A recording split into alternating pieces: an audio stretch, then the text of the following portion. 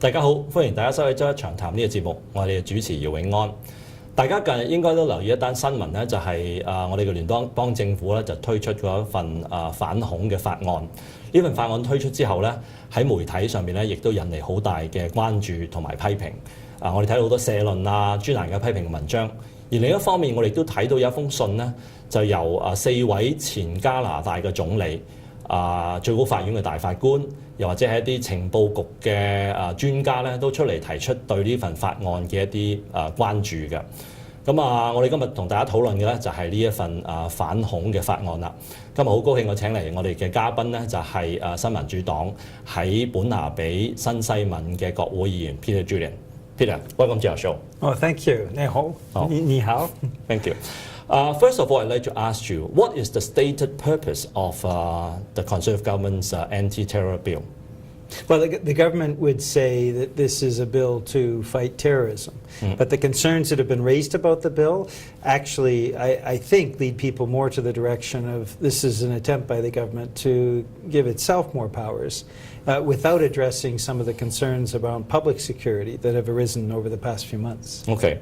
Well, I just mentioned in Chinese that there is a very powerful letter written by 4 former prime ministers, justice ministers, and also Chief Justice, and also some of the CSIS former monitoring experts.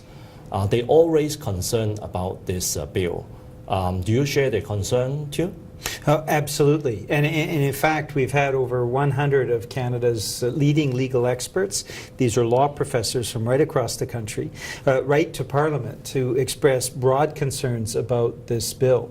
This legislation, they say, is dangerous in terms of eliminating or reducing rights that Canadians enjoy, but at the same time, it doesn't do anything to actually stop the possibility of a violent attack here in Canada.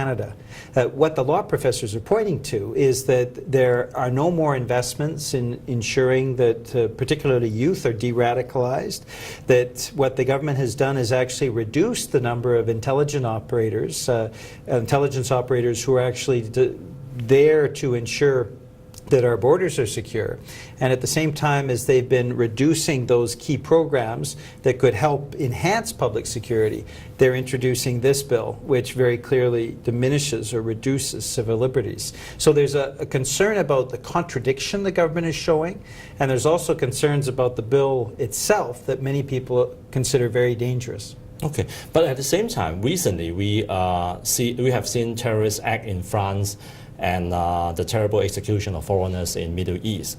And of course, the world, including Canadian, actually are concerned about our security, public security.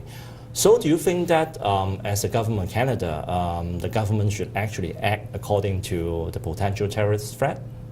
There's no doubt public security is something that all Canadians want to see enhanced. But you can enhance public security without diminishing or reducing civil liberties. And that's not the balance that we're seeing from this government. This government seems to want to reduce civil liberties at the same time as they introduce this bill, which doesn't hit the areas of greatest concern, which are some younger people, some with mental health issues, some with addiction issues, that may choose to act in a violent way. Now, we had 2 incidences last year in Canada. Both were young men that were tied to mental health issues, and yet the mental health supports that many people are calling for across the country haven't been put into place. And at the same time, there are communities across the country that have called for some supports so that they can fight any possibility of radicalization in their community. No further supports have been provided by the federal government. And finally, we saw with the Canada Border Service Agency that the Conservative government has actually cut back on the number of intelligence operators. These are officers that are there to ensure that our borders are secure. Now, why would the federal government cut back on the number of intelligence officers for the Canada Border Services Agency when there is concern about making our borders more secure. These actions don't make sense, and this is why so many people, I think, are raising real concerns about C51. The actions of the federal government and where they suggest they want to go don't seem to be going in the same direction. The government seems to be acting in many ways in a way that doesn't enhance public security at the same time as they put forward this dangerous bill. Yeah, I think you mentioned about the two incidents happened in Ottawa and Quebec about soldiers being killed. I think a lot of people got an impression that this is a terrorist threat. But at the same time, we read a lot of news report and coverage that actually these two murderers are actually mentally ill people. But I think this is a very crucial question. If, while those are real or genuine terrorists, of course, well, then we do have a terrorist threat in Canada.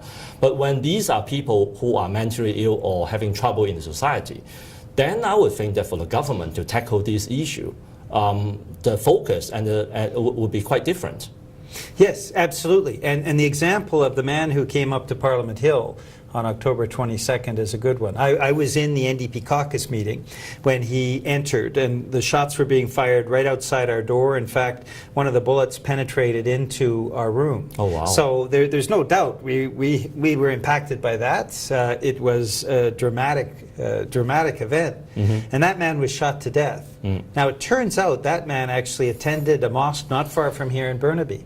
And I, that weekend, went and visited the mosque and talked to the people in the mosque. And what they told me was, here was a man with addiction issues, huge mental health issues. They tried to seek help for him, and no help was forthcoming. When they went to the provincial government, when they went to the federal government, there was no supports in place with this man who had severe mental health issues and addiction issues. Now, would he have done that? Would he have committed that act? Would he have shot that soldier if those supports had been put into place? I don't think so. And so I think that's why most Canadians, when asked whether this was it a terrorist incident or was it an incident linked to profound mental health issues, actually suggest that it was mental health issues. In fact, a poll showed about 70% of Canadians thought that this man committed that unspeakable act because of his addiction issues and his mental health issues. And so this is something we have to keep in mind as we look to ensure public safety.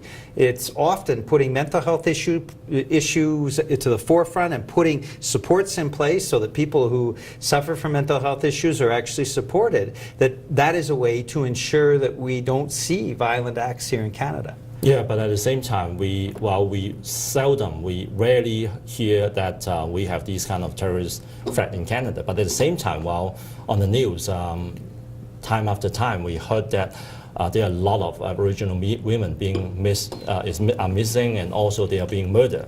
We are talking about hundreds of people disappear or being murdered like that. But at the same time, while we heard very little from the government. But of course, that's the end of this part. So we'll continue about this discussion on the next part. 好啦，我呢一節咧就講到呢度。咁究竟乜嘢叫做恐怖分子咧？其實喺下一節咧，我同大家更加深入去探討嘅。